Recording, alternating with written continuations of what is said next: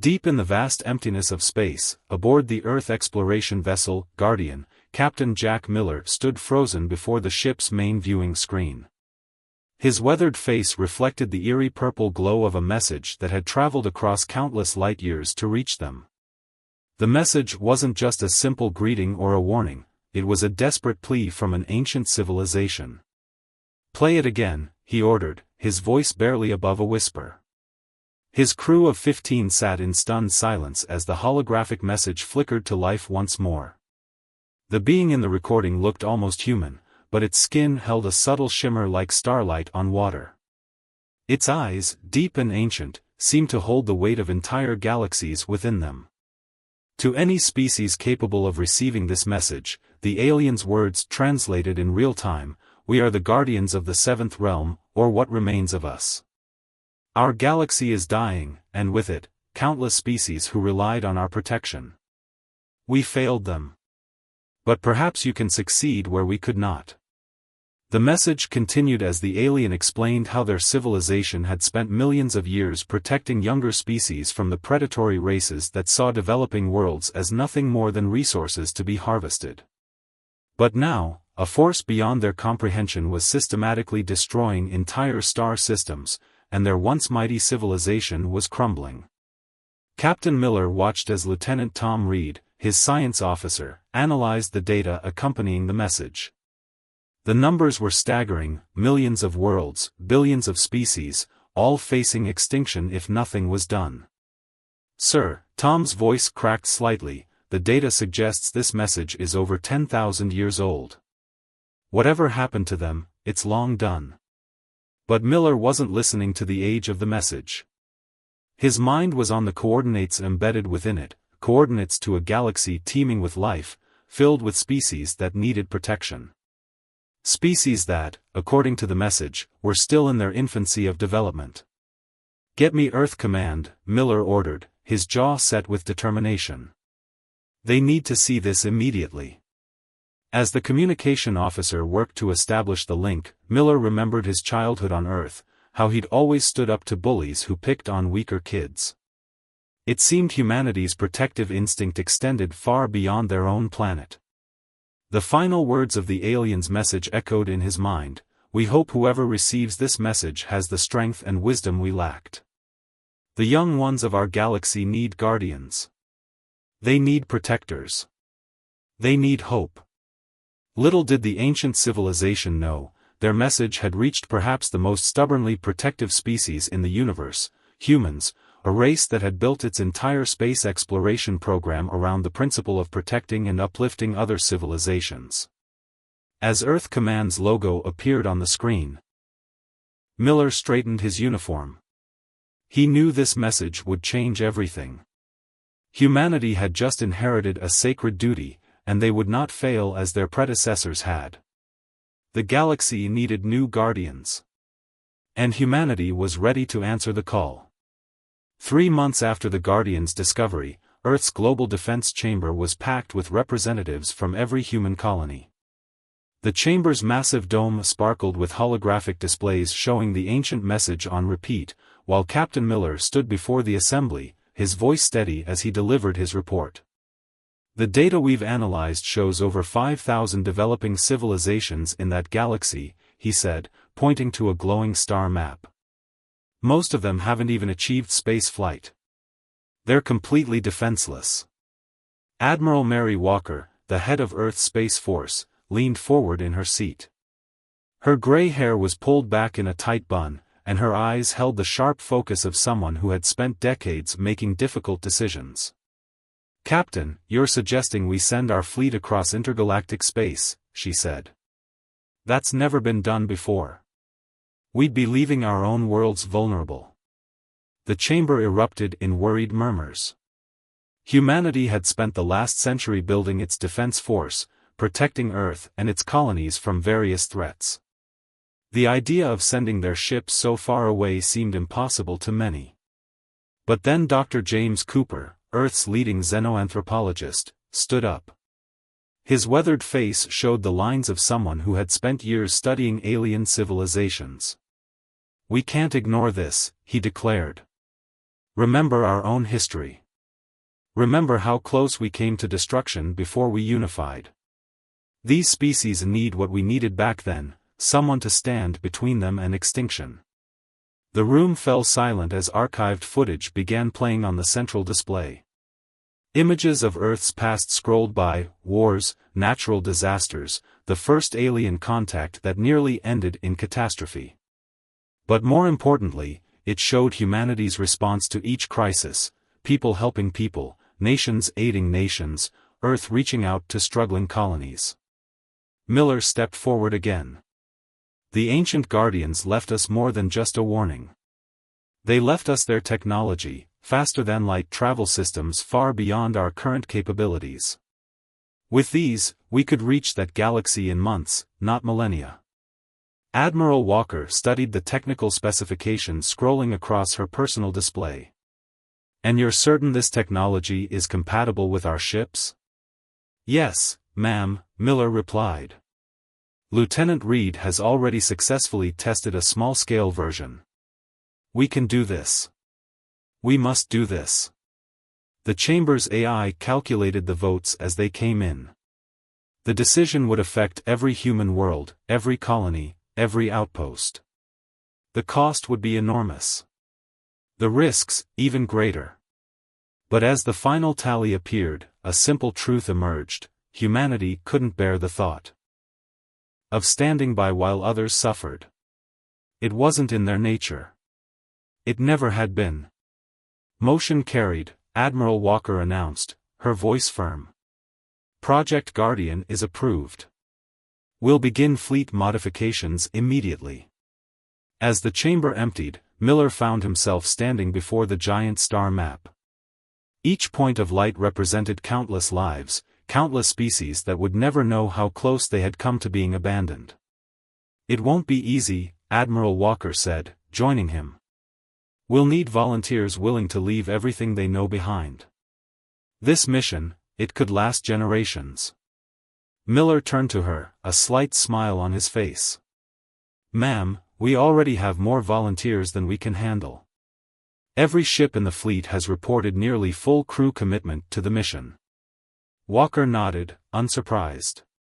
In all her years of service, she'd learned one consistent truth about humans: they were at their best when standing up for others. As they left the chamber, the ancient message played one final time, its words now carrying new weight: they need guardians. They need protectors. They need hope. Humanity had answered the call. Now they just had to prove they were worthy of it. The massive shipyards orbiting Mars buzzed with unprecedented activity. Hundreds of ships, from small patrol vessels to enormous colony carriers, underwent modifications to incorporate the ancient Guardian's technology. Lieutenant Tom Reed stood in the observation deck of the Guardian, watching as workers in spacewalks installed the new drive systems. "It's beautiful, isn't it?" asked Dr. Anna White, the fleet's head of xenobiology. She had spent the last month preparing her labs for the unknown species they might encounter. "Each ship is like a promise we're making to those civilizations." Tom nodded, his eyes fixed on the gleaming hulls below. The fleet had been renamed, they were now the Guardian Force, and each ship bore the distinctive blue and silver colors that marked them as protectors. In the training facilities on Mars, thousands of crew members underwent intensive preparation. Captain Miller watched as teams ran simulations of first contact scenarios, diplomatic interventions, and defense strategies. The ancient Guardians had left them more than just technology, they had left detailed records of the species they once protected. "Run it again," Miller ordered as a team completed their simulation. The scenario involved protecting a pre-industrial civilization from raiders without revealing their own presence. It was the kind of delicate operation they would likely face many times in their new role. In Earth's orbital stations, Dr. James Cooper led teams analyzing the vast database of alien cultures they would encounter. "Look at this," he said, pointing to a holographic display. "Some of these civilizations have art, music, philosophy, things that would be lost forever if we don't act." The preparation wasn't just technical. Humanity. had to face hard truths about their new responsibility. In a meeting room aboard the Guardian, Admiral Walker addressed the fleet's commanding officers. "We won't be conquerors or colonizers," she stated firmly. "We're not there to rule or dominate. Our mission is to protect and preserve, nothing more. Each species must be free to develop in their own way, at their own pace." The officers nodded. They had all studied Earth's history, the mistakes of the past when stronger nations had claimed to protect weaker ones, only to exploit them. They were determined not to repeat those errors on a galactic scale.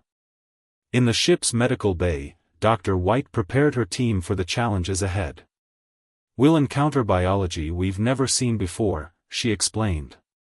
"Our job isn't just to study them, it's to understand how to help them without causing harm." The preparation extended beyond the military and scientific teams. Specialists in culture, psychology, and ethics joined the mission. They would need to understand not just how to protect these civilizations, but how to do so while preserving their unique identities and ways of life. As the launch date approached, Captain Miller received one final report. It detailed the sacrifice they were about to make, the years they would spend away from Earth, the dangers they would face, the enormous responsibility they were taking on. "Are we ready?" Admiral Walker asked him, standing in the Guardian's newly upgraded bridge. Miller looked at his crew, each chosen not just for their skills, but for their unwavering commitment to protecting others. He thought of the ancient message that had started all this, of the civilizations waiting unknowingly for their arrival.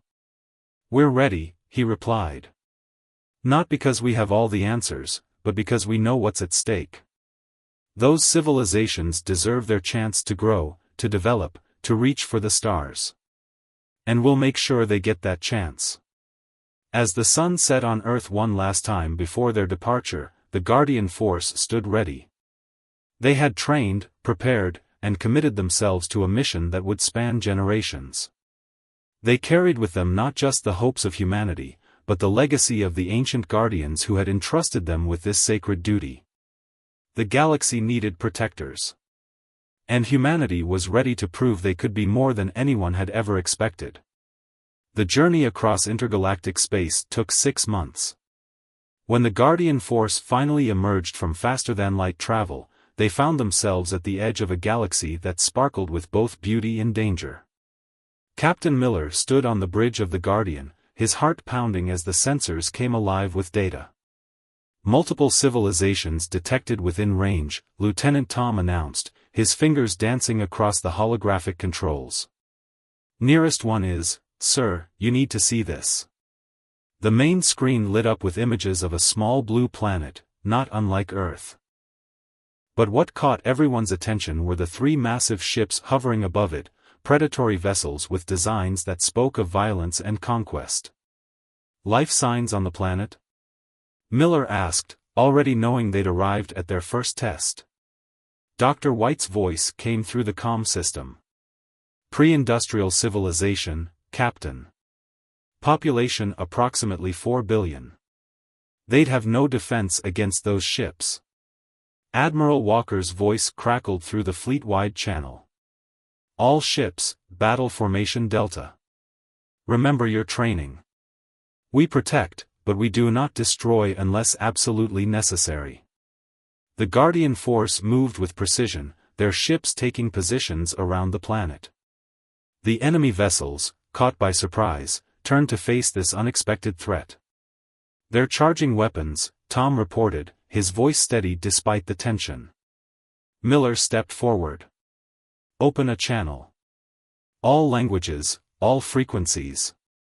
The communication officer nodded, and Miller spoke words that would become famous throughout the galaxy. "This is Captain Jack Miller of the Human Guardian Force. This planet is under our protection. You have one chance to leave peacefully." The response came in the form of energy weapons firing at the Guardian force. But humanity had spent months preparing for this moment. Their shields, enhanced with the ancient Guardians' technology, held firm. "Disable their weapons and engines only," Miller ordered. Show them we can stop them without destroying them. The battle that followed was swift and precise. Human ships moved with coordinated grace, their weapons targeting specific systems with surgical accuracy. Within minutes, the attacking vessels hung powerless in space. "Send them a message," Admiral Walker commanded. "Tell them to spread the word, this galaxy has protectors again." As the disabled ships limped away, the crew of the Guardian watched the planet below. Its inhabitants would never know how close they had come to disaster. They would continue their development, safe under the watchful eyes of their unknown guardians. Dr. Cooper studied the planet's data with excitement. "Their civilization is fascinating, Captain. They're on the verge of their industrial revolution. In a few hundred years, they might reach for the stars themselves. And we'll be here to welcome them when they do," Miller replied, a small smile on his face. But their victory celebration was short-lived. Tom's console began beeping urgently. "Captain, long-range sensors are picking up something massive. Multiple signatures, moving between the stars. They're destroying everything in their path." The bridge fell silent as the data appeared on the main screen. Whatever these things were, they matched the description in the ancient Guardian's warning, the force that had destroyed their civilization. Admiral Walker's voice was grim but determined. "All ships, prepare for long-range deployment. We didn't come this far to lose this galaxy to the same threat that claimed the last Guardians." As the Guardian force prepared for their greatest challenge, Miller looked at his crew. They had just proven they could protect one planet. Now they would have to prove they could save an entire galaxy. The real test was just beginning. The Guardian's observation deck was filled with holograms showing the destruction of a distant star system. Captain Miller, Dr. White, and Lieutenant Tom watched in horror as the massive entities moved through space, consuming everything in their path. "They're not ships," Dr. White said, her voice barely above a whisper. "They're living creatures. Massive space-dwelling organisms that feed on stellar energy." Tom pulled up more sensor data. "Each one is bigger than Earth's moon. The ancient Guardians database calls them Star Eaters. They consume the energy of stars, leaving dead systems in their wake." Miller studied the patterns of destruction. But why now? Why are they suddenly active after 10,000 years? The answer came from Dr. Cooper, who burst onto the deck with an ancient data crystal in his hands. "Captain, I found something in the Guardian's archives. These creatures, they hibernate for thousands of years. They're waking up because it's feeding time." Admiral Walker joined them through a holographic projection. "How many civilizations are in their path?" Tom's fingers flew across the controls. "At their current trajectory, hundreds. Maybe thousands. Most of them don't even know what's coming." The room fell silent as the implications sank in. The ancient Guardians hadn't failed because they were weak, they had failed because they couldn't find a way to stop these massive creatures without destroying them, and their ethical code prevented them from committing genocide, even to save others. "There has to be a way," Miller said, pacing the deck. "Everything that lives has basic needs, basic instincts. Even creatures this size must have them." Dr. White's eyes suddenly lit up. "Captain, what if we're looking at this wrong? We're thinking like warriors when we should be thinking like shepherds." She pulled up new diagrams, showing the creatures' migration patterns. "Look at this. They're not just moving randomly. They're following specific paths between star systems. Like ancient migration routes. Like salmon returning to their spawning grounds," Dr. Cooper added, excitement building in his voice. "What if we could redirect them? Lead them to stars that are already dying, systems without civilizations?" Miller turned to Admiral Walker's hologram. "We could use the ancient Guardians' technology to create artificial stellar signatures. Make new migration paths." Walker nodded slowly. "Instead of fighting them, we guide them. Protect the civilizations not by destroying the threat, but by redirecting it. She smiled. That's exactly the kind of solution humanity is meant to find. But as they began forming their plan, Tom's console lit up with urgent warnings. Captain, 3 Star Eaters have broken off from the main group. They're heading toward a heavily populated system. 5 civilizations, 12 inhabited planets. How long do we have? Miller demanded. At their current speed, 48 hours. Admiral Walker's voice carried across the fleet. All ships, battle stations. We're about to put our theory to the test. Time to prove humans don't just protect through force, we protect through innovation. As the Guardian force mobilized, Miller looked at his crew. They weren't just fighting to save lives now, they were fighting to prove that humanity's greatest strength wasn't their weapons or technology, but their ability to find solutions that preserved life rather than destroyed it. The next 48 hours would determine if they were truly worthy of being the galaxy's new guardians. And if they failed, billions would pay the price. The Guardian force raced against time, their ships pushing the ancient technology to its limits. Captain Miller stood on the bridge, watching as his crew implemented their desperate plan. Energy beacons in position, Tom reported, monitoring the network of devices they'd rapidly deployed. These beacons, built using the ancient Guardian's technology, were designed to mimic the energy signature of dying stars, the Star Eaters' preferred food source. Dr. White's voice came through the comm system. The artificial stellar signatures are active, but we don't know if they'll be strong enough to attract creatures of this size. They had positioned the beacons to create a new path, one that would lead the Star Eaters away from the inhabited systems and toward a cluster of dying stars in an empty region of space. It was a gamble, but it was better than fighting creatures that could devour entire solar systems. 30 minutes until they reached the populated system, Tom announced, his voice tense. Admiral Walker's hologram appeared on the bridge. All ships, take defensive positions around the inhabited planets. If this doesn't work, we'll need to buy those civilizations time to evacuate. The minutes ticked by with agonizing slowness. The massive forms of the Star Eaters grew larger on their view screens, their ethereal bodies shimmering with absorbed stellar energy. They were beautiful in their own terrifying way. First beacon activated, Dr. Cooper announced from his research station. Energy signature at maximum output. Everyone held their breath as the leading Star Eater approached the fork in its path. One way led to the populated system, the other to their artificial trail of stellar energy. The creature paused. It's working, Tom whispered, watching his sensors. It's changing course. But their celebration was premature. While the first creature followed their new path, the other 2 continued toward the inhabited worlds. The beacon's not strong enough for all of them.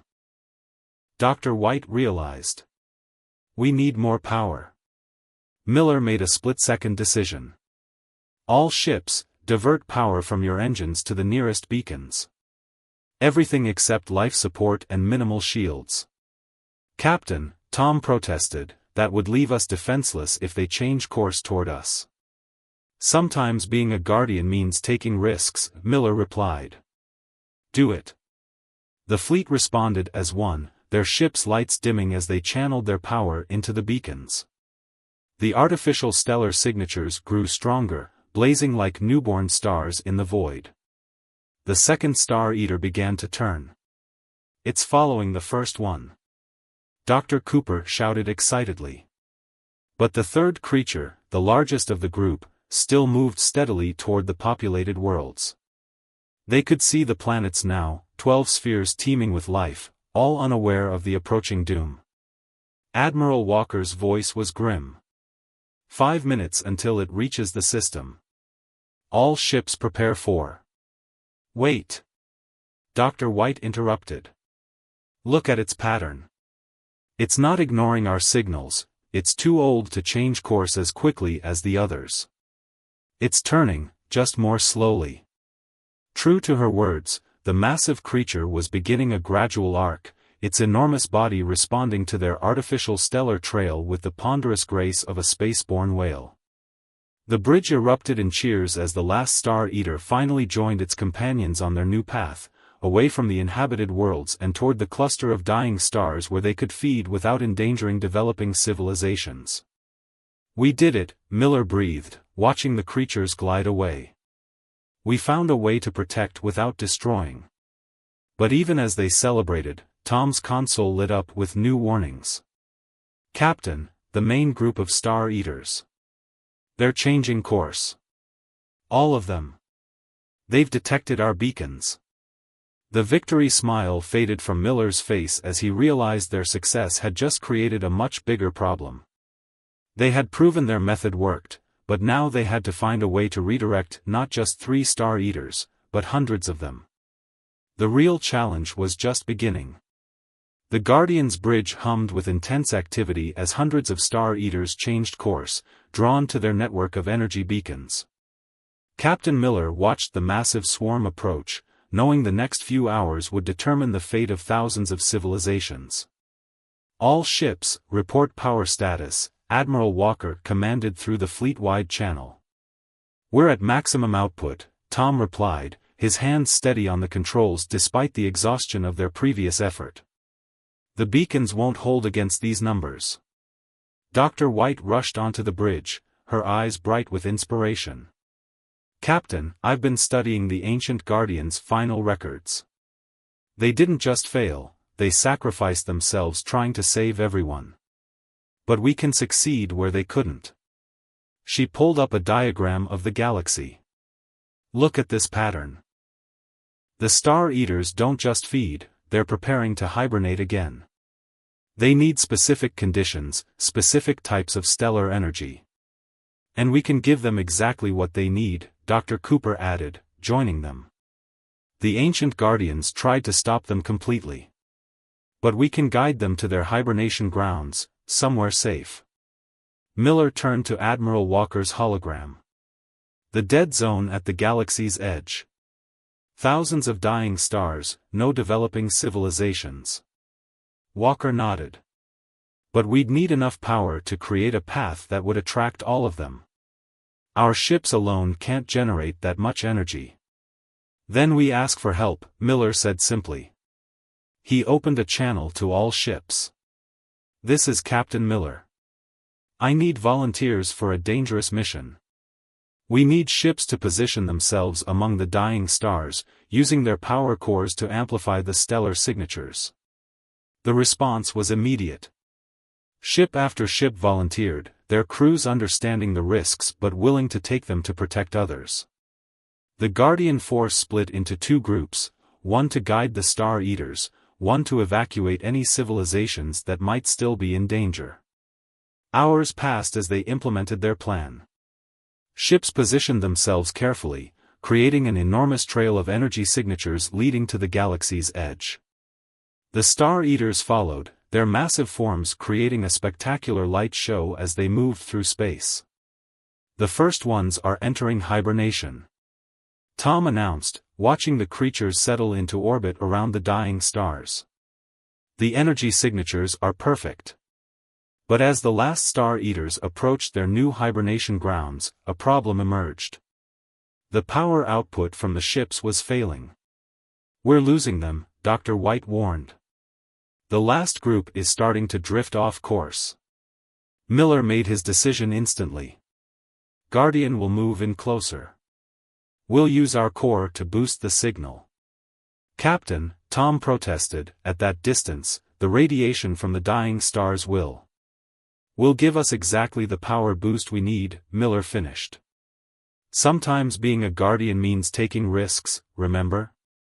The Guardian moved forward, its system straining as it channeled power into one final burst of energy.